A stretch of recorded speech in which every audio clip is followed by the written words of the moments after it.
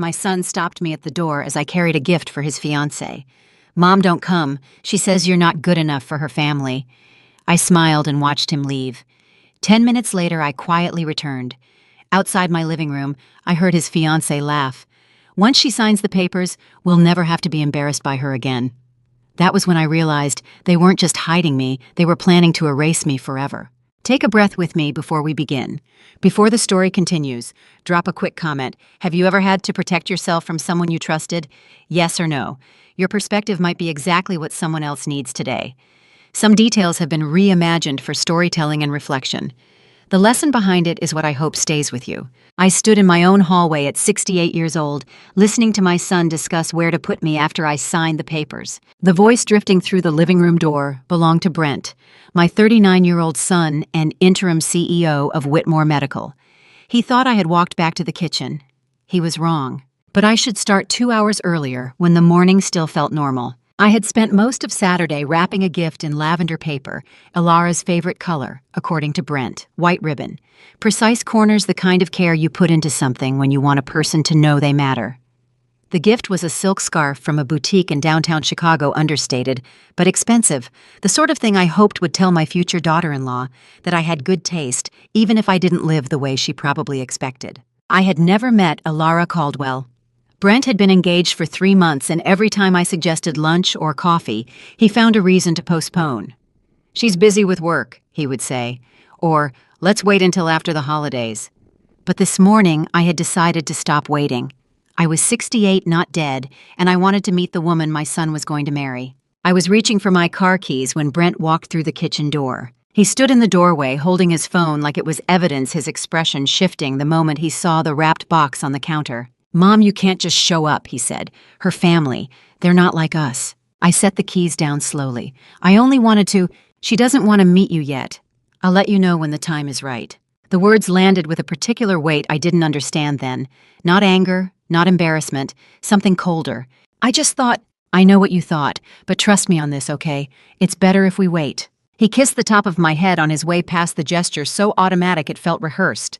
Then he walked into the living room and closed the door most of the way. Not all the way, just enough to feel private. I stood at the kitchen sink staring at the lavender box. The white ribbon caught the morning light. I told myself he was being protective. That Ilara's family must be very particular, very traditional, and Brent wanted everything to be perfect before the introduction. I told myself that for about 90 seconds. Then I heard his voice through the gap in the door, too loud, too pleased. He was on speakerphone. I moved into the hallway without deciding to move. My hand touched the doorframe. Through the narrow opening, I could see Brent pacing near the window phone held flat in his palm. "She was about to drive over," he said, laughing. Actually laughing. I stopped her just in time.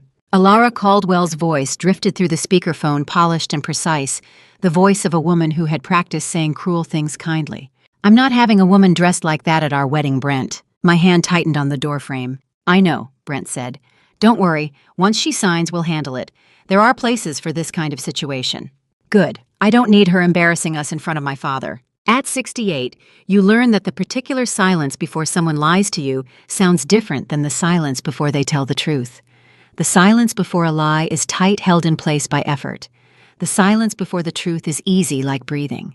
This silence was easy. "How much longer until everything's in place?" Ilara asked.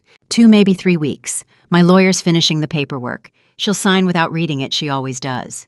"And after? We'll find her a place, somewhere clean, private. She won't cause problems." I stopped breathing. "You're sure she won't fight it?" "She's my mother," Brent said, and his voice carried the kind of certainty that comes from years of being underestimated in return. "She'll do what I tell her to do." I stepped back from the door, moving as quietly as I had moved forward. My heartbeat was loud in my ears, but my hands were steady. I looked down. Brent's briefcase sat on the hall table where he had dropped it when he came in. The zipper was half open. Inside, I could see the edge of a thick folder. My name was printed on the cover tab in block letters. Beneath it, a law firm logo I didn't recognize. I heard Brent say something else to Ilara, something about meeting her for lunch, and then the call ended. I moved back toward the kitchen, silent fast. By the time Brent opened the living room door, I was standing at the counter again, staring at the lavender box as though I had never left. "I have to run," he said. "I'll call you later, okay?" "Okay." He picked up his briefcase. He smiled. He left. I waited until I heard his car pull out of the driveway. Then I walked back to the hall table and looked at the folder he had left behind in his hurry. I didn't open it. I didn't need to. The law firm's name was printed across the top in small professional letters, and beneath that 3 words on a white label, "Petition for Conservatorship." I stood there for a long time staring at my name. Then I walked back to the kitchen very slowly and picked up the lavender-wrapped gift.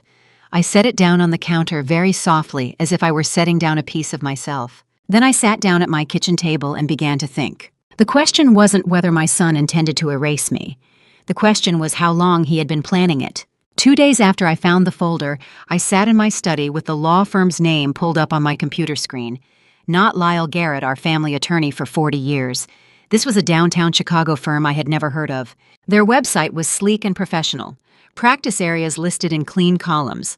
I scrolled past estate planning, past corporate law, and stopped at the third heading, Conservatorship and Guardianship Services. I picked up the phone and dialed the main number. A receptionist answered on the second ring, bright and efficient.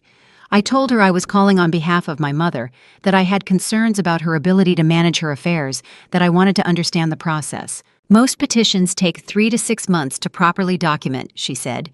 We need medical evaluations, financial records, witness statements. It's a thorough process to ensure the court has everything it needs. 3 to 6 months. I thanked her and hung up. Then I opened my desk drawer and pulled out a yellow envelope I had been carrying with me for 9 years. Walter's handwriting across the front, careful and deliberate, my name in his script. He had given it to me 3 weeks before he died.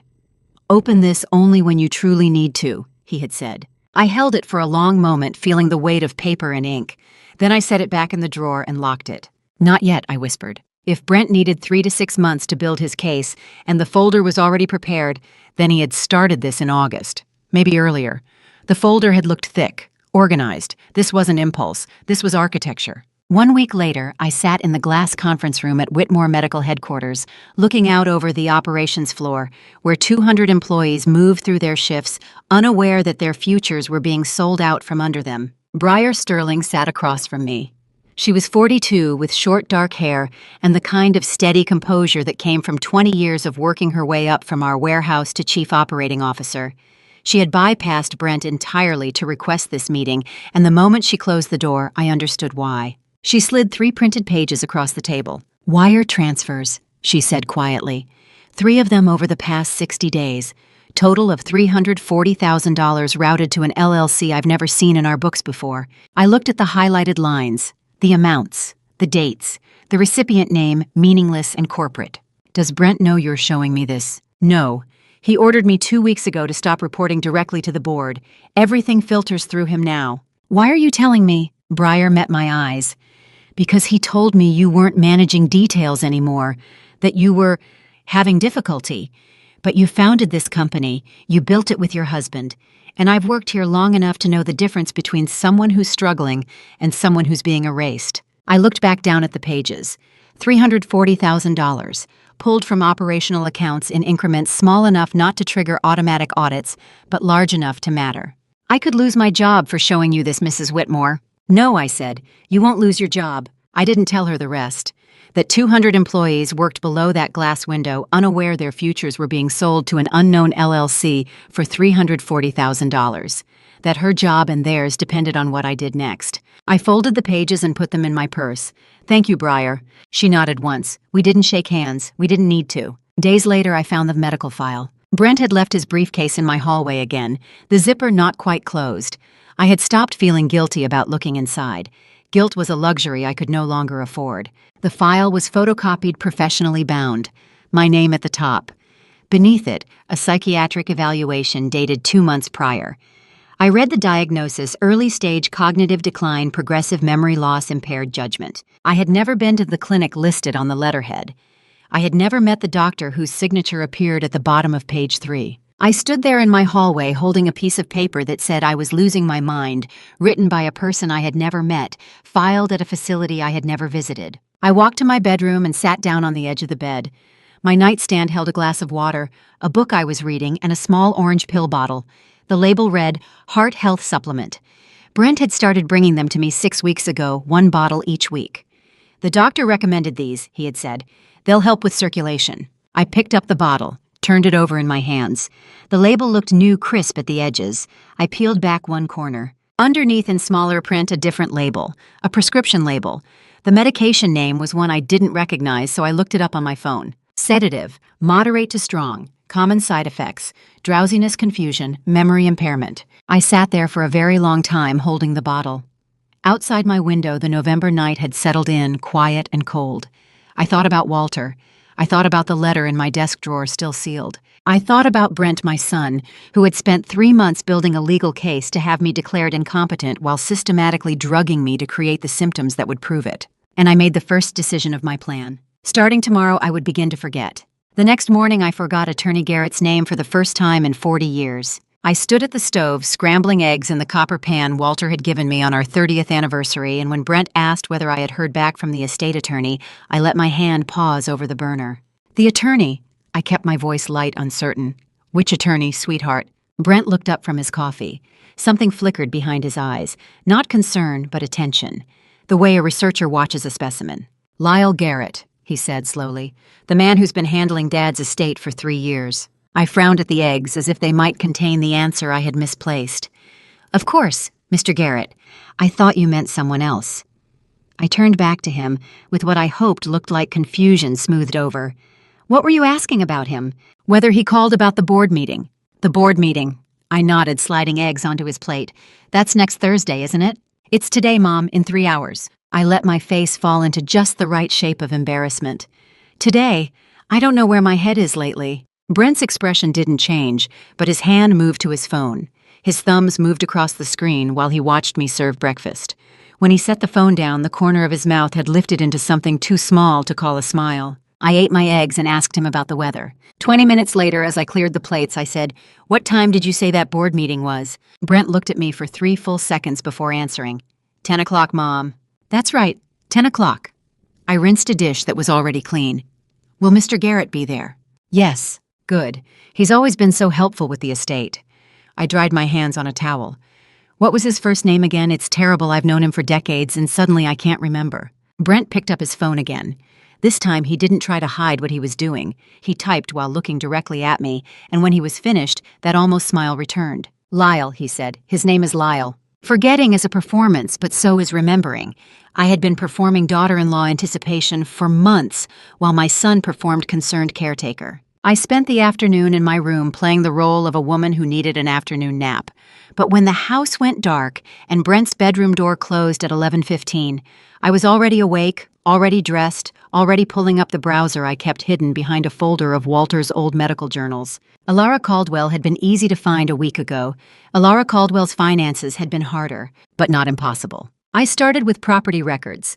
The Caldwell estate in Lake Forest appeared in Cook County files with a notation I had to read twice to believe second mortgage originated 8 months ago, $1.3 million. Who takes out a second mortgage on a family estate that's been paid off since the 1970s? I followed the mortgage back to its lender, then followed the lender's corporate registration to a parent company in Delaware, then followed that parent company to a list of subsidiaries that included Vernon Caldwell's investment firm. Vernon Caldwell, Alara's father, the man who had stood in my living room 3 weeks ago and told Brent that family was everything. I pulled up the Illinois Secretary of State's business registry and searched for Vernon Caldwell's name. 6 entities. I opened each one. The fourth result showed Caldwell Capital Management facing $4.2 million in pending litigation. 3 lawsuits, all filed within the past 6 months, all alleging mismanagement of client funds. I sat back in my chair and listened to the house settle around me. Somewhere in the walls, a pipe creaked. Outside, a car passed with its radio too loud. I went back to the documents I had printed 2 days earlier, the stock transfer records I had found buried in Walter's estate files, the ones showing 340,000 shares of Whitmore Medical transferred to a Shell LLC I didn't recognize. I had traced the LLC to a registered address in Chicago, a business office suite, the kind of place where 100 companies share a single room and a receptionist who never asks questions. But I hadn't traced it far enough. I pulled up the business registry again and entered the LLC's name. The registration showed 3 subsidiaries. I clicked the second one. The address matched Vernon Caldwell's main office. I printed the page. Then I printed the property records. Then I printed the litigation filings. The printer hummed in the darkness, spitting out pages that rearranged everything I thought I knew about my son's engagement. Brent wasn't marrying money. He was marrying debt. Alara wasn't securing her future. She was rescuing her father's. And Vernon Caldwell wasn't celebrating his daughter's wedding. He was financing his firm's survival with shares of a company he planned to acquire through conservatorship of a woman everyone would soon believe was losing her mind. I printed the final page and placed it atop the stack that grew thicker each day. Brent doesn't love her. She doesn't love him. They are building a wedding on a foundation of lies they haven't even had time to tell each other yet. Denise Ramsey set a USB drive on my kitchen counter without saying a word. 2 weeks had passed since I had printed those final pages about Vernon Caldwell's failing firm and Alara's mortgaged estate. 2 weeks of watching Brent watch me, of performing confusion at breakfast and clarity at lunch, of building a pattern of inconsistency that would look to anyone documenting it like decline. Denise Ramsey, my 52-year-old housekeeper of 17 years, had been washing dishes when I walked into the kitchen that December morning. She dried her hands on a towel, reached into her apron pocket, and placed a small black USB drive on the granite between us. Then she returned to the sink without meeting my eyes. I stared at the drive for a long moment before picking it up. Denise. She kept her back to me, her hands moving through soapy water. The password is Walter's birthday, 4 digits. I took the drive to my laptop in the study and closed the door. The first file was video. Date stamp, December 3rd, 2:17 a.m. The angle showed my study from the hallway, the door half open, the room lit only by the desk lamp I always left on. A figure moved through the frame, Alara Caldwell wearing black leggings and one of Brent's old college sweatshirts, her hair pulled back. She knelt in front of Walter's safe. I watched her hands move over the dial, 3 attempts. On the 4th, the safe door swung open. She pulled out Walter's watch, 2 stacks of cash, and a folder I recognized as containing stock certificates Walter had insisted on keeping in physical form. She photographed each page with her phone, replaced everything exactly as she had found it, and closed the safe. The whole thing took 4 minutes. I sat back in my chair and listened to my own breathing. The second file was audio. Date stamp, December 8th, 11:43 p.m. Brent's voice came through clear and unhurried. The primary checking account ends in 4012. Balance as of last statement was $340,000. The investment account is with Merrill account number. He recited all 12 digits. Current value approximately $2.1 million, but that fluctuates. The trust account Walter set up is with Northern Trust. I'll get you that number tomorrow. A woman's voice responded, too faint to identify. Brent laughed. No, she doesn't know I have access to the statements. The attorney sends them to me directly now. I told him she'd been forgetting to open her mail. I closed the laptop. When I returned to the kitchen, Denise was drying the last of the breakfast plates. I set the USB drive on the counter. Denise, how long have you been recording? She placed the plate in the cabinet before answering. You asked if my heart was in this. I had. 3 weeks ago, standing in this same kitchen, I had asked her whether she supported Brent's engagement. She had said she wanted what was best for this family. I have worked for you for 17 years, Denise continued. For Mr. Whitmore before that. She reached into her apron again and placed a second USB drive beside the first. This one has 2 weeks of footage, different angles. Then she picked up her purse from the chair and walked out of the kitchen. I heard her footsteps on the stairs, heard the vacuum cleaner start up in the guest bedroom. 17 years of loyalty delivered in silence on 2 USB drives without a single request for explanation or thanks. That afternoon, I locked myself in the study and opened the second drive. More video files, more audio. But halfway through the third clip, another late-night recording of Brent on the phone, I stopped watching the content and started watching the angle. The camera was positioned high, looking down at my desk. Not from the hallway where Denise would have placed a device, from inside the study itself. I stood and walked to the bookshelf that dominated the east wall. Floor to ceiling, built by Walter's father in 1965, filled with medical journals and first editions, and the collected works of physicians who had been dead longer than I had been alive. I pulled over the desk chair and climbed onto the seat. The top shelf was dusty, untouched for years. I ran my hand along the edge where the shelf met the wall. My fingers found it wedged into the corner behind a volume of Gray's Anatomy, a device no larger than a tube of lipstick covered in black electrical tape that had gone brittle with age. I peeled it free and turned it over in my palm. Walter had hidden it behind a volume no one touched, Gray's Anatomy 1918 edition, so heavy it required 2 hands to move. Brent had never once pulled a book from that shelf. Neither had I until tonight. On the back, written in silver permanent marker, 2 initials, WW. Below that, a date, March 2014. 9 years ago, 3 months before Walter died. I climbed down from the chair and sat at the desk, the tiny camera in my hand. The date burned itself into my brain as I did the math. March 2014. Brent had just turned 29. He had been working at Whitmore Medical for 6 years, newly promoted to Director of Operations. He had come to Sunday dinners and asked Walter's advice about departmental budgets and told us both how grateful he was for the opportunity to carry on the family legacy. And Walter had installed a camera in his own study. I pulled up the footage again and looked at the timestamp on the oldest file Denise had given me. The metadata showed the camera had been recording motion-activated clips for 9 years. Hundreds of files, thousands. Walter hadn't told me what he suspected. He had simply built a record. "You knew," I whispered to the empty room. "You didn't tell me because you knew I wouldn't believe it." Walter had always said that evidence was the only thing that mattered in medicine. A patient could insist they felt fine, but if the blood work showed kidney failure, the blood work won. He had applied the same principle to our son. "You let the evidence speak." I sat down on the floor, my back against the bookshelf, the small device in the palm of my hand. "Walter, you knew." Then I stood up and went to get the letter from the drawer. Lyle Garrett locked his office door, drew the blinds, and placed 2 thick files on his desk, one bound in red, one in blue. I had called him the night before after finding Walter's camera. I had not mentioned the letter I had retrieved from the drawer but not yet opened. Some conversations required a locked door and drawn blinds before they could begin. Lyle Garrett, 66, had been Walter's best friend for 40 years and knew exactly what his silence was worth. He tapped the red binder. "This is what your son requested. Power of attorney documents, trust amendments transferring asset control, conservatorship papers citing cognitive decline as grounds for removing you as primary trustee of the Whitmore Medical Holdings." I looked at the red binder and said nothing. "This," he continued, tapping the blue binder, "is what I'm actually filing." He opened it. The first page showed a corporate resolution dated 3 days ago, terminating Brent Whitmore as CEO of Whitmore Medical effective upon documented fraud or breach of fiduciary duty. The second page froze all corporate account access pending investigation. The third activated anti-fraud clauses.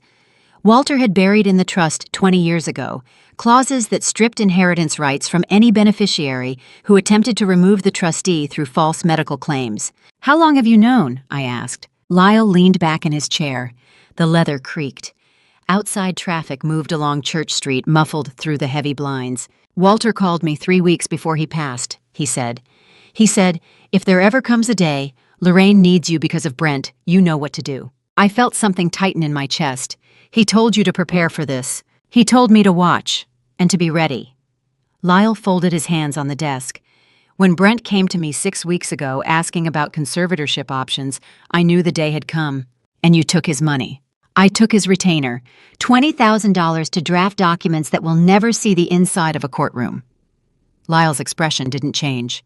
"But taking his money bought me something more valuable than cash. Access." "Access," he confirmed. "Every time Brent calls to ask about timeline or procedure, I learn what he's planning next. Every revision he requests tells me who he's working with and what they need. He thinks I'm his attorney. That gives me a front-row seat to his entire strategy." I looked at the blue binder again. The pages were dense with legal language I would need hours to parse fully, but the headers were clear enough. Fraud prevention protocols, beneficial interest termination, emergency trustee succession. "You've been building this for weeks," I said. "Walter built the foundation 20 years ago. I'm just executing his blueprint." Lyle pulled a thin folder from his drawer and slid it across the desk. "But there's something you need to see." Walter had built his protection in layers: a camera I didn't know existed, a letter I hadn't yet read, and a friend who knew when to lie for the right reasons. I opened the folder. Inside was a single sheet showing an email log with timestamps and IP addresses. "I embedded a tracking pixel in the red file," Lyle explained. "A transparent image 1 pixel wide. When someone opens the PDF, it pings a server and tells me who opened it when and from what location." I scanned the log. The first entry showed Brent's home IP address in Wilmette. The second entry, 47 minutes later, showed a different address entirely. "Chicago," Lyle said, "specifically the offices of Caldwell Capital Management." I looked up. "Vernon Caldwell's firm." The file was forwarded to Vernon's corporate domain 2 days before Brent told Alara he'd secured my cooperation. Lyle pulled up another document on his computer and turned the screen toward me. "And this is the registration for the Shell LLC that received the Whitmore Medical shares from the stock transfer you found." The registration showed an address I had seen before in my late-night research, the business suite in Chicago that housed 100 anonymous companies. but the ownership structure beneath it traced directly to a parent entity, Caldwell Capital Holdings, LLC. "Vernon is the buyer," I said quietly. Lyle nodded. "Ilara brought Brent the buyer. Vernon brought the financial pressure that made the deal necessary. The conservatorship isn't just about control, it's about liquidation. They plan to declare you incompetent, transfer the company to Brent as conservator, and immediately sell to Vernon at a price Vernon will set himself. And the engagement is the cover story. The notary Brent hired to witness your signature on the conservatorship papers has been invited to the engagement party as a guest of the family." I sat back in my chair and listened to the sound of my own breathing. Everything clicked into alignment. The mortgaged estate, Vernon's failing firm facing millions in lawsuits, Ilara's late-night safe-cracking, Brent's careful documentation of my supposed decline. The wedding wasn't a beginning, it was a closing date. "When is the party?" Lyle asked. I looked at the screen for a long moment. Then I said, "The engagement party is when they plan to close the deal." Lyle nodded. "I know," I said, "and I booked the venue for that party 2 months ago." I had carried Walter's unopened letter for 6 weeks before I found the courage to break the seal. Lyle had looked at me across his desk when I told him about booking the venue, and for a moment, something like admiration had crossed his face. Then he had asked whether I had read Walter's letter yet. I told him no. He told me I should. So 3 weeks before the engagement party, on a night when the temperature dropped to 8 degrees and the house settled and creaked around me, I sat alone in my study and pulled the yellow envelope from the drawer where I had kept it hidden beneath old tax returns. The seal broke cleanly. Inside were 2 pages handwritten in Walter's precise physician's script, the same careful letters he had used to write prescriptions and patient notes for 40 years. The first line said, "If you are reading this, it means I was right about Brent. I am sorrier for that than for anything else." I had to stop reading. I set the letter on the desk and looked out the window at the frozen yard at the oak tree Walter had planted the year Brent was born, at the snow covering everything in shapes that looked softer than they were. Then I picked up the letter and kept reading. Walter wrote that he had realized Brent's character 5 years before his death, not from any single incident, but from a pattern he had observed in how Brent treated people he considered beneath him, nurses, janitors, administrative staff. Walter wrote that moral fitness for leadership wasn't about intelligence or competence. It was about how you treated people when you held power over them. "I watched him humiliate a billing clerk over a $2 discrepancy," Walter wrote. "I watched him take credit for a marketing director's idea in a board meeting. I watched him lie to my face about both incidents when I confronted him privately. That's when I knew." The letter explained that Walter had amended the trust 5 years ago with Lyle's help. He had embedded a covenant that would activate automatically if anyone ever filed a conservatorship petition against me on grounds of mental incompetence. The covenant stripped Brent of all inheritance rights, all corporate authority, and all claims to the Whitmore name in any professional capacity. "The trust includes a covenant," Walter wrote. "Any attempt to declare you incompetent will automatically disqualify him from all claims. The filing itself is the trigger. He won't need to win the case. He just needs to file it." Walter had also named a successor, not Brent. Briar Sterling, the deputy director who had worked alongside Brent for 6 years, and who Walter believed embodied the values Whitmore Medical was built on. The instructions had been left with Lyle sealed waiting. "I couldn't tell you while I was alive," the letter continued, "because I knew you would defend him. You would say I was wrong, that I was seeing patterns that weren't there, that every son deserves his father's faith. And I wanted to be wrong, Lorraine. I wanted that more than I have ever wanted anything." I read the last line twice, then folded the letter and pressed it against my chest, in the dark study, weeping quietly for the first time since discovering the folder. Walter had known, and instead of forcing me to choose between my husband and my son while he was still alive, he had built a system that would protect me after he was gone. He had made it so I wouldn't have to be the one to stop Brent. The trust would do it automatically. The law would do it. Walter's foresight would do it. "You knew?" I whispered to the empty room. "And you made sure I wouldn't have to face it alone." I sat there until the sky started to lighten, until the furnace kicked on, and warm air moved through the vents, until I heard Denise arrive and begin making coffee in the kitchen below. Then I put the letter back in its envelope and locked it in the desk drawer with all the other evidence I had been collecting. 2 weeks later, I drove to the Langham Hotel in Chicago to review the final catering arrangements for the engagement party. Darren Holloway, the Langham's general manager for 12 years, greeted me in the lobby with his usual professional warmth. We walked through the event space together, the ballroom I had chosen the flowers. I had approved the menu I had selected from the options he had presented. Everything was proceeding smoothly, he assured me. The deposit had been paid. The guest count was confirmed at 75. The bar service, the music, the parking attendants, all arranged. There is one small matter, Darren said as we finished our walkthrough. He looked uncomfortable. I apologize for mentioning it, Mrs. Whitmore, but there's been some confusion with a vendor. What kind of confusion? A high-end jeweler. They've called 3 times in the past week asking about overdue rental jewelry under the name Ilara Caldwell. Apparently the pieces were rented for the engagement announcement and were due back 2 weeks ago. I kept my expression neutral. Rental. Yes, I wouldn't normally bring it up, but they mentioned it was engagement jewelry, a ring and matching bracelet. And since the party is being held here, they thought perhaps we could help facilitate the return. I see, I said calmly. Please give me their contact information. I'll handle it directly. Darren looked relieved. He wrote down the jeweler's name and number on hotel stationery and handed it to me. I folded the paper and placed it in my purse. Rented jewelry, 2 weeks overdue. The 4-carat diamond Ilara had been photographed wearing in the engagement announcement Brent had posted on social media wasn't hers. It was borrowed. On credit, she apparently couldn't afford to settle. She's performing the heiress role, I thought, just as Brent performs the dutiful son. I thanked Darren and walked with him back through the lobby. Crystal chandeliers hung from the vaulted ceiling.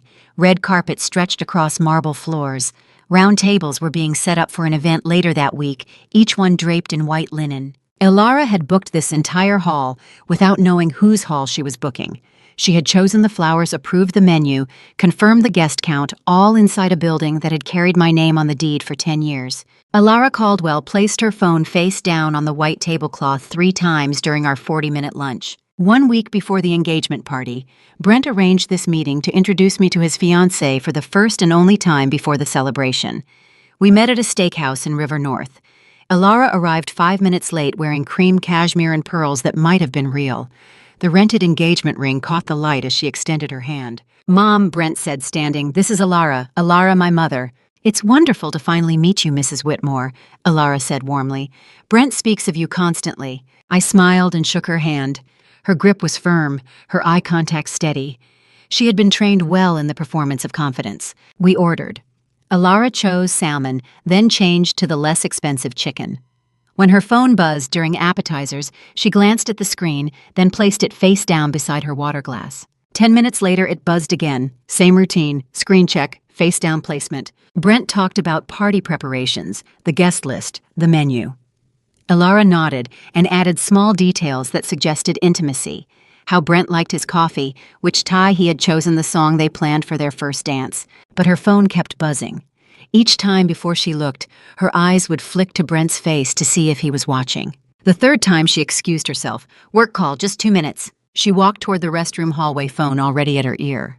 Through the archway, I watched her posture change. The warm smile disappeared.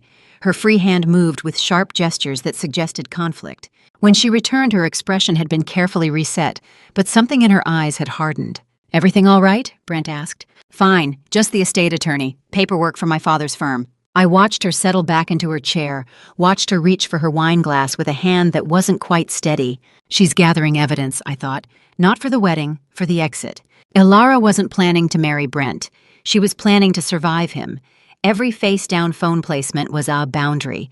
Every deflected photo opportunity was a future alibi. Every work call was another recorded conversation, another piece of leverage for the day this arrangement collapsed. She and Brent weren't partners.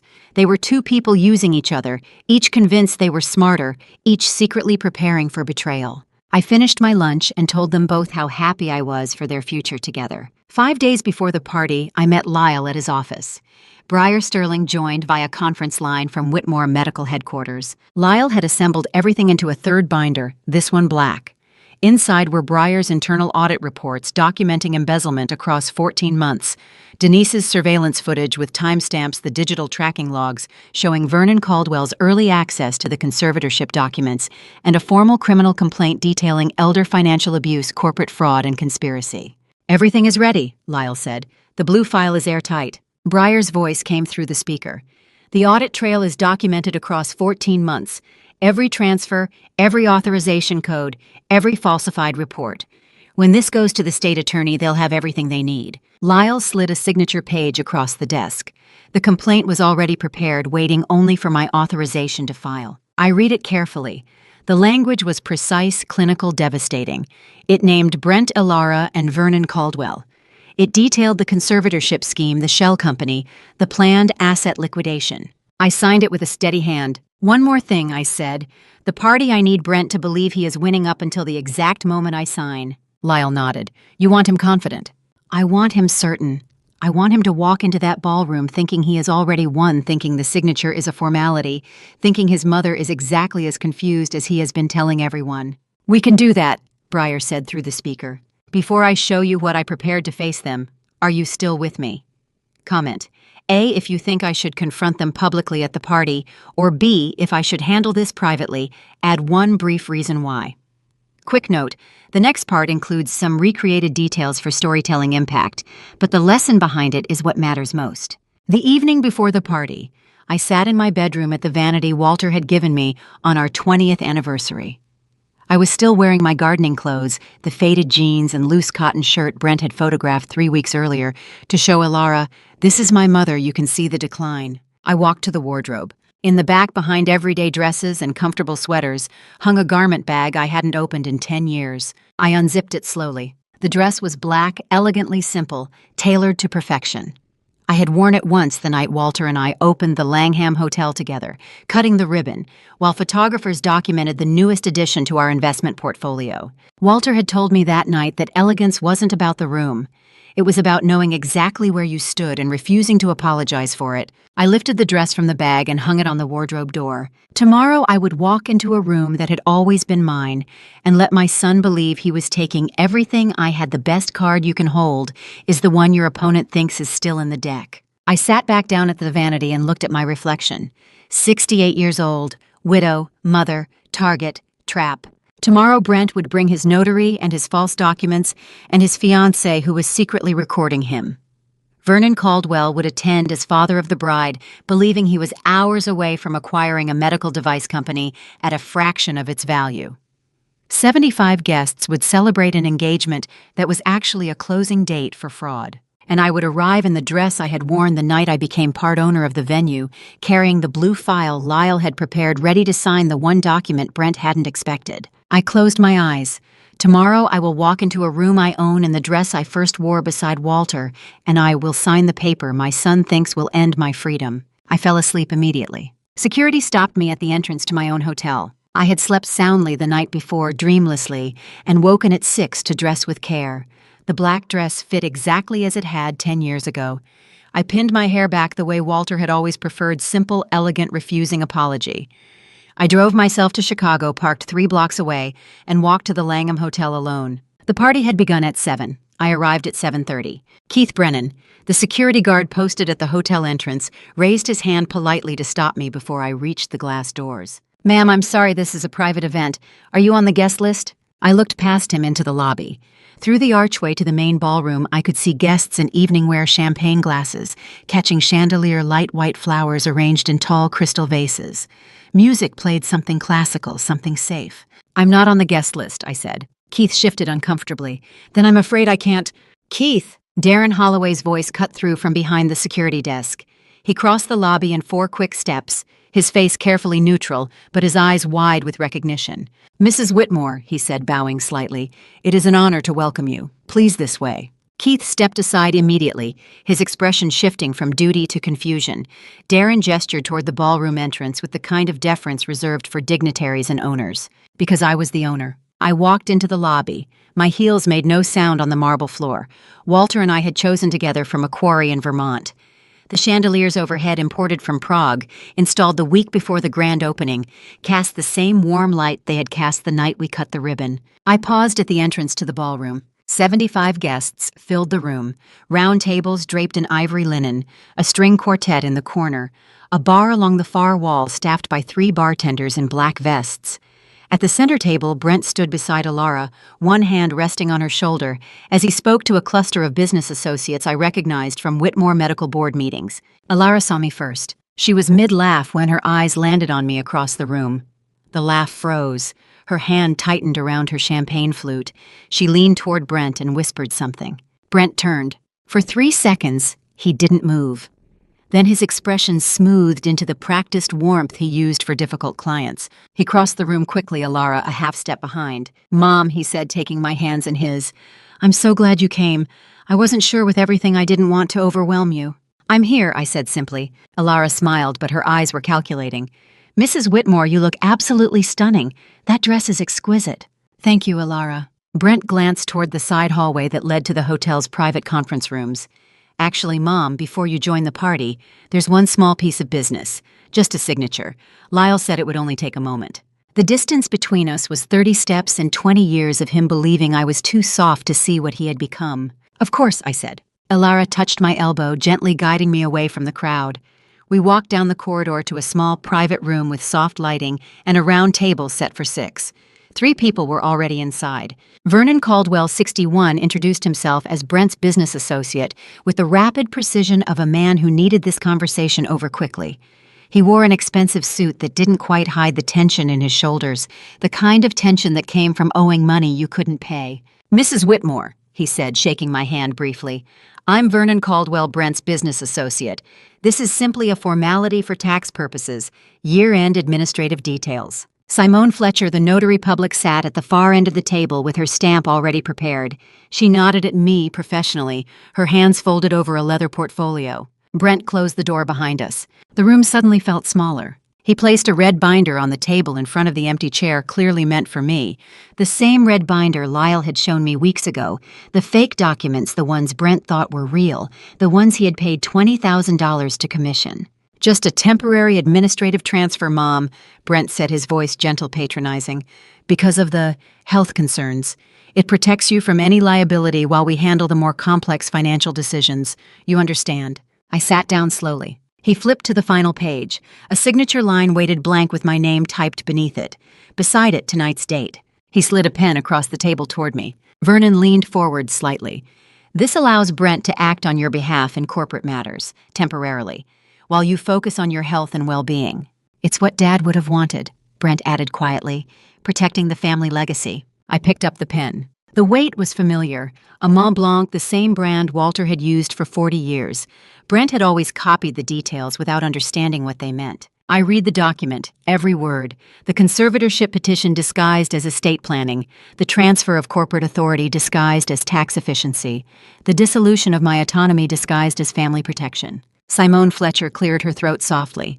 "Whenever you're ready, Mrs. Whitmore." I looked up at Brent.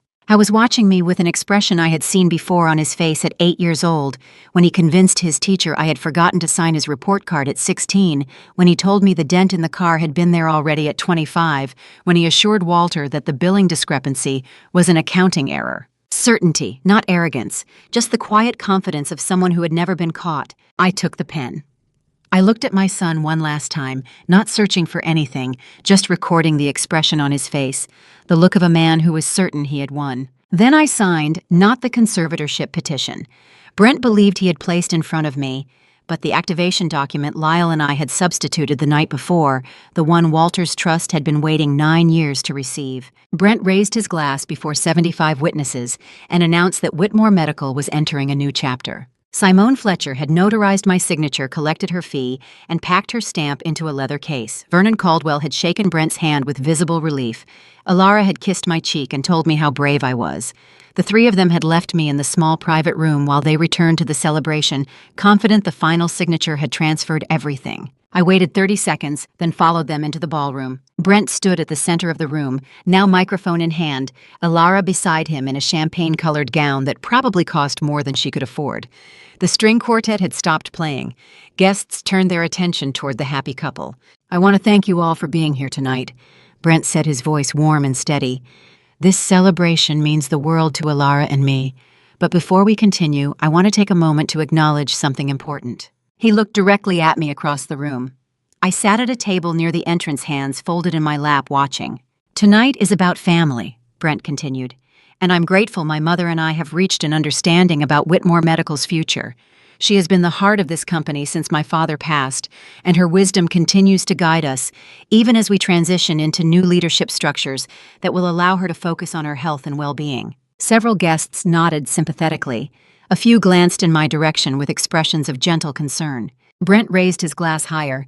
To new chapters, to family, and to the legacy we will build together." The room erupted in applause. Crystal clinked against crystal. Vernon Caldwell smiled from his position near the bar. Simone Fletcher, still lingering near the exit, gave a small nod of professional satisfaction. I did not applaud. I sat perfectly still, watching my son bask in applause. He believed he had earned watching him accept congratulations for a victory he thought was complete. I was still speaking when Lyle walked into the room. Lyle Garrett entered through the main doors carrying a blue leather portfolio. He wore the same dark suit he had worn the day Walter's will was read, the same expression of calm, professional detachment. He crossed the ballroom without hurrying, nodding politely to guests who stepped aside to let him pass. Brent saw him and paused mid-sentence. Lyle reached the center of the room and tapped his water glass with a pen. The sound cut through the murmur of conversation. "Ladies and gentlemen," Lyle said, his voice carrying easily in the sudden quiet, "the Whitmore Family Trust requires formal notice of any activated provisions to be delivered in the presence of all named corporate stakeholders. Several of you here tonight hold that status. I am required by the terms of the trust to proceed now. It will take only a moment." Brent's smile tightened. "Lyle, this isn't really the time. It will only take a moment." Lyle opened the blue portfolio. "The signature Mrs. Whitmore executed this evening activated the following provisions, which I am required by law to announce in the presence of all named corporate stakeholders." The ballroom held 75 people, and in that moment every single one of them understood they were watching something they would tell their colleagues about on Monday morning. Lyle read from the first page. Provision 1. The signature activates the immediate termination of Brent Whitmore as interim CEO of Whitmore Medical effective as of 8:05 p.m. today.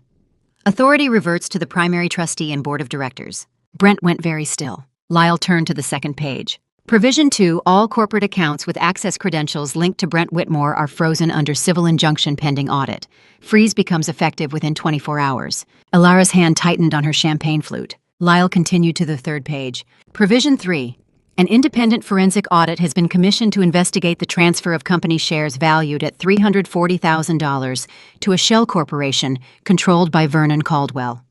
The audit findings have been submitted to the Illinois Securities Division. Vernon Caldwell took a step backward, his face draining of color. Lyle turned to the fourth page. Provision 4. The trust established by Walter Whitmore includes anti-fraud provisions that automatically terminate all inheritance and corporate rights for any beneficiary who files or participates in filing a fraudulent conservatorship petition. Those provisions have been triggered. Brent Whitmore is permanently disinherited from the Whitmore estate. Someone in the crowd gasped. Lyle read the final page. Provision 5. Formal criminal complaints detailing elder financial abuse, corporate fraud, and conspiracy have been filed with the Cook County State's Attorney. The complaints name Brent Whitmore, Ilara Caldwell, and Vernon Caldwell. A separate referral has been submitted to the Illinois Secretary of State regarding the notarization of fraudulent documents this evening.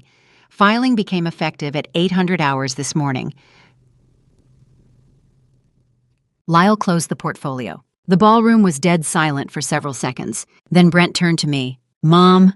His voice was no longer the voice of a man who was sure he had won. "Mom, listen to me." "I did listen," I said. "I listened from the day you stood in my kitchen and thought I had walked into the other room." Brent stared at me. Behind him, Briar Sterling stepped forward from the crowd and placed a thick file folder on the head table. The internal audit, 14 months of documented embezzlement, every falsified authorization code. Near the ballroom entrance, Denise Ramsey stood quietly and handed a small USB drive to a woman I didn't recognize, Lyle's technical assistant. The master copy. 9 years of surveillance footage from Walter's hidden camera, plus 2 weeks of recordings Denise had collected herself. "You were in the hallway," Brent said slowly. "That day, you heard everything." "Every word," I confirmed.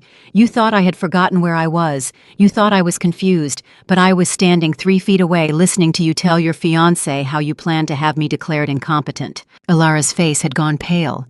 She set down her champagne glass with a hand that trembled visibly. Vernon Caldwell looked toward the exit. Lyle shifted positions, slightly blocking the path. "The document I signed tonight wasn't a conservatorship petition," I continued. "It was an activation trigger. Every provision Walter built into the trust 5 years ago, every protection, every consequence, every safeguard went into effect the moment I put pen to paper." Brent opened his mouth, then closed it. For perhaps the first time in his adult life, he had no response prepared. The guests stood frozen champagne glasses suspended midair, watching the engagement party transform into something else entirely. Ilara produced her phone and activated speakerphone before the entire room could process what Lyle had just revealed. She had known the moment Lyle began reading that her name was coming, and she had calculated in the span of 3 seconds that the only move left was to become a witness rather than a defendant. The first recording began mid-sentence. Brent's voice came through clearly casual and confident.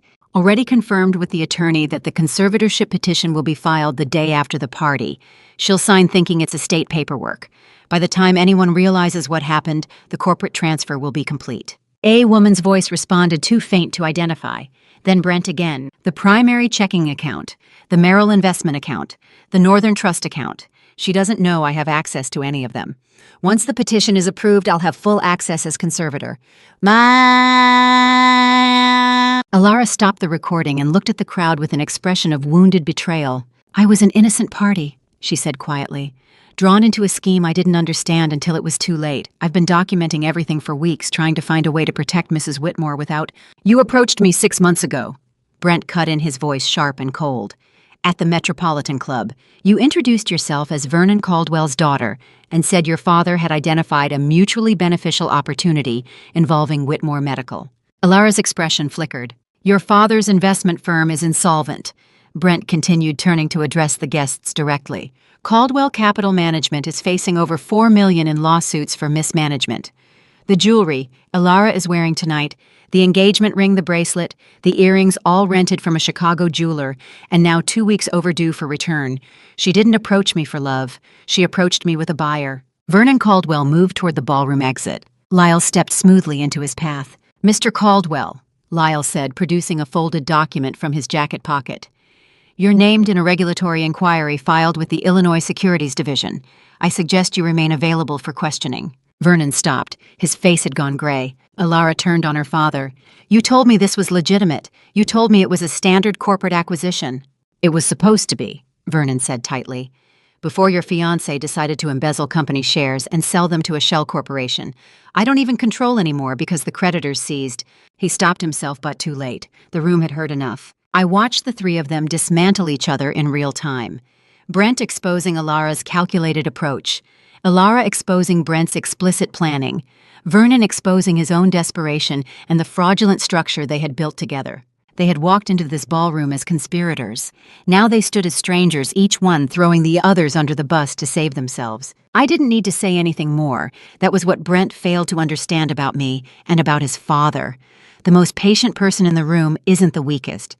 They are the person who doesn't need to defend themselves because everything has already been set in stone. The ballroom settled into stunned quiet. I stood for the first time all evening. 75 pairs of eyes turned toward me. Board members, business associates, Whitmore medical staff who had worked under Brent for years, guests who had come expecting champagne and celebration and found themselves witnessing a complete implosion. I looked across the room at Briar Sterling, who stood near the back with the audit files still in hand. I am naming Briar Sterling as Chief Executive Officer of Whitmore Medical effective immediately, I said. My voice carried easily in the silence. Briar started in our warehouse 20 years ago. She worked her way through every department, earned the respect of every team, and embodied the values my husband built this company on. Briar's eyes widened. Additionally, I continued, a significant block of shares will be transferred into an employee ownership trust, per my late husband's estate instructions and my own decision. The people who built Whitmore Medical will have a stake in its future. I turned to look at Brent. He stood frozen, his expression caught between disbelief and something that might have been grief. You once told Ilara I lacked the status to walk into this party, I said. But true status isn't about the room you are invited into. It's about how you treat those who can offer you nothing in return. I sat back down. The room stayed quiet for a long beat. Then Briar began to clap. Slowly at first, then joined by the Whitmore medical staff scattered throughout the crowd. Then the board members. Then everyone. The applause wasn't for me. It was for the end of something rotten and the beginning of something that might be better. At 9 o'clock, guests began departing. Ilara left through a side exit without speaking to anyone. Vernon sat at a corner table with a man I assumed was his attorney, their heads bent in urgent conversation. Brent sat alone near the windows overlooking Michigan Avenue. I walked to the bar and requested a glass of water. Then I carried it to my son's table and set it down in front of him. He looked up at me. His face was pale, his eyes red-rimmed. I sat down across from him. Neither of us spoke for a long moment. Music had stopped. The string quartet had packed up and left. Somewhere in the back of the ballroom, staff were beginning to clear tables. "Walter loved you," I said finally. "I loved you. That doesn't change what happened tonight." Brent's jaw tightened. "But I wanted you to know that before you go." He opened his mouth as if to respond, then closed it. What could he say? What defense could he possibly offer that would matter now? I stood. "Goodbye, Brent." I turned and walked away without waiting for a response. I didn't look back. I learned long ago that sometimes love isn't enough to save someone, and it should never be the reason you let them destroy what took a lifetime to build. Outside, the January night was waiting. The cold January air hit my face the moment Darren held the door, and I remembered the first time I had stood on these same steps 10 years ago. Briar Sterling walked beside me on my left, Lyle Garrett on my right. Denise Ramsey a step behind, her quiet presence the same as it had been for 17 years. The four of us stepped through the entrance of the Langham Hotel into the night that had been waiting since I walked away from my son. Darren Holloway held the door with the same professional grace he had shown the night Walter and I cut the ribbon on this building. His expression was carefully neutral, but his eyes held something that looked like respect. "Mrs. Whitmore," he said softly. It was an honor. I nodded to him and paused on the top step. Behind me through these glass doors, I could see into the ballroom. Staff were clearing tables, stacking chairs, collecting champagne flutes that still held the last sips of celebration. The spot where Brent had stood to make his toast was empty now. The corner table where Vernon Caldwell had sat with his attorney was abandoned. The floor where Alara had played her recordings showed no trace of what had happened there. In 2 hours, the room would be reset for tomorrow's event.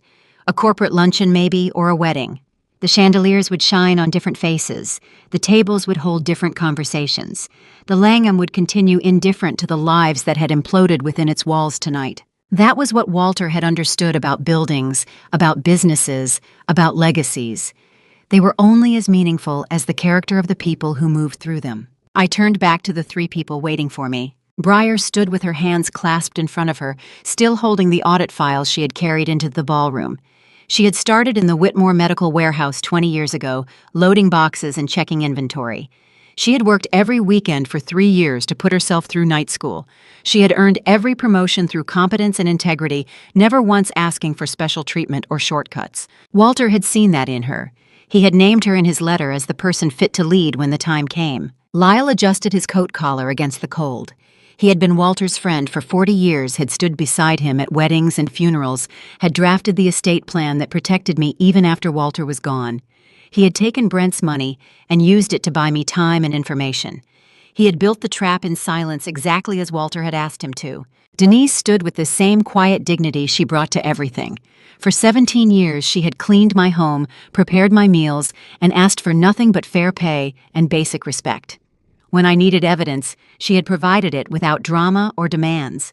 When I needed loyalty, she had given it without question. Walter had been right about everything about Brent, about building protection in silence, about what mattered when everything else fell away. "Are you all right?" Lyle asked quietly, his hand resting briefly on my shoulder. "Yes," I said, "I am." And I was. Not happy exactly, not triumphant, but all right in the way that comes from knowing you made the only choice you could live with. I looked at the three of them, the attorney who had never betrayed a confidence, the housekeeper who had never asked for recognition, the warehouse worker who had never compromised her principles for advancement. They weren't related to me by blood. They hadn't inherited their positions through family connection. None of them had started with wealth or status or the kind of pedigree that opened doors automatically. But they had chosen integrity when integrity cost something. They had chosen truth when lying would have been easier. They had chosen to stand beside me, not because they owed me, but because it was right. That was Walter's legacy, not the medical device company with his name on the building, not the hotel where we stood, not the fortune in trusts and accounts and carefully structured assets. His legacy was the understanding that character, real character, reveals itself in how you treat people when no one is watching, and in who chooses to stand beside you when everything falls apart. "Thank you," I said to the three of them, "for everything." Briar smiled slightly. "Mrs. Whitmore, I won't let you down." "I know you won't." Lyle handed me a business card. "When you're ready, call me. We have some corporate paperwork to finalize, but it can wait a few days." I took the card and slipped it into my purse. Denise said nothing, but she met my eyes with the kind of understanding that didn't need words. She had worked for Walter before she worked for me. She had seen the best of what our family could be, and she had seen what it became. She had chosen her side quietly in the kitchen, with 2 USB drives placed on a counter without ceremony. "Go home," I told her gently. "Rest. We'll figure out what comes next when we're all less tired." She nodded and turned toward the parking garage. Briar and Lyle offered to walk me to my car, but I declined. I wanted these last few minutes alone, wanted to stand on these steps and feel the cold air and remember. 10 years ago, Walter and I had stood here after the ribbon cutting. Photographers had taken pictures. Champagne had flowed. Business partners had offered congratulations. Walter had put his arm around my waist and said something I hadn't fully understood until tonight. "The room doesn't make you elegant," he had told me, looking at the hotel we had just opened together. "You make the room." I had thought he was talking about confidence, about carrying yourself well, about not being intimidated by wealth or status or the trappings of success. But he meant something deeper. He meant that buildings are just buildings. Companies are just structures. Money is just numbers and accounts. What matters is who you are when you walk into any room and who chooses to walk in beside you. I stepped down the stairs into the January night, 3 people walking beside me, and I finally understood what he meant. It was never about the hotel. To everyone who has stayed with me until this very moment, I want you to carry one truth with you long after this story ends. Silence is not weakness. The quietest person in any room is often the one who sees everything, understands everything, and is simply waiting for the right moment. Never underestimate someone who chooses stillness over noise. Looking back on everything that unfolded, I find myself wishing I had recognized the warning signs before they grew too large to ignore. I wish I had not needed surveillance cameras, legal counsel, and thick folders of cold, hard evidence just to accept a reality that a mother should never be forced to face. But I also understand now with a clarity that only comes through pain that love has a unique and dangerous power. It blinds us in ways that nothing else in this world ever could. When your heart is fully invested in someone, your mind will find endless reasons to dismiss what your instincts are desperately trying to tell you. Do not make the same mistake I made. When your gut speaks, listen. Do not silence it simply because your heart is not ready to believe the answer. This long and painful chapter of family drama revealed something I will carry with me for the rest of my life. True status, real dignity, real worth has absolutely nothing to do with wealth, with influence, or with the prestigious rooms you are invited into. It has everything to do with how you treat people when no one is watching, when there is nothing to gain, when the cameras are off and the audience has gone home. I believe deeply and without hesitation that I was guided through this fire for a reason. I was meant to learn the difference between family by blood and family by genuine, unconditional choice. The housekeeper who never judged me, the attorney who fought beside me, the warehouse worker who simply showed up when it mattered most. These were the people who defined loyalty without ever being asked to. That is what stories like this truly teach us at their core. Sometimes the greatest act of love is finding the courage to let go of what is hurting you even when it carries your own name. So I ask you with complete sincerity, what would you have done in my position? Would you have confronted things differently? Or do you believe, as I have come to believe, that public accountability is sometimes the only language that forces people to finally face their actions? Share your thoughts in the comments. If any part of this story touched something real inside you, pass it along to someone who needs to hear it today. And if you want more stories about strength, betrayal, healing, and the quiet power of those who wait, subscribe to Silent Revenge with Auntie May. Thank you for staying until the very end. That means more to me than words can properly express.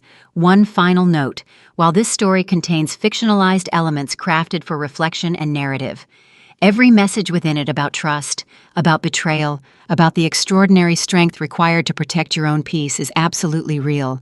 I hope it stays with you long after you walk away.